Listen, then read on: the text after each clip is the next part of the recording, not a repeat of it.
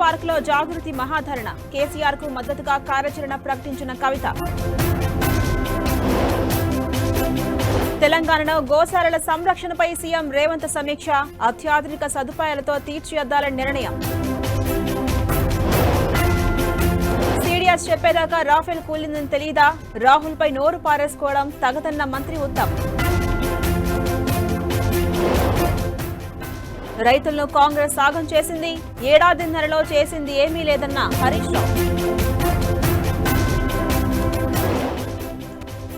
పేదరిక నిర్మూలనే లక్ష్యమన్న సీఎం చంద్రబాబు. కోనసీమ జిల్లా చెయ్యేరులో పెన్షన్ల పంపిణీ.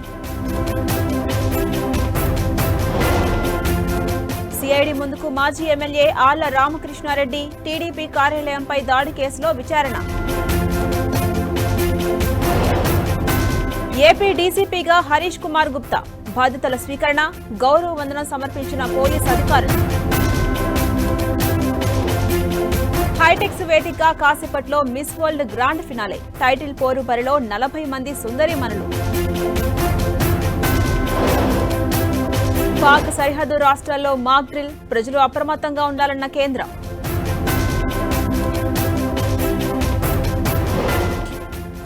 ఈశాన్య రాష్ట్రాల్లో వర్ష బీభత్సం, 19 మంది మృతి, విరిగిపడ్డ కొండ చర్యలు, దెబ్బతిన్న రోడ్లు. అంతిమ దశకు భారత్ అమెరికా వాణిజ్య ఒప్పందం, చర్చలు సానుకూలంగా జరుగుతున్నాయన్న ట్రంప్.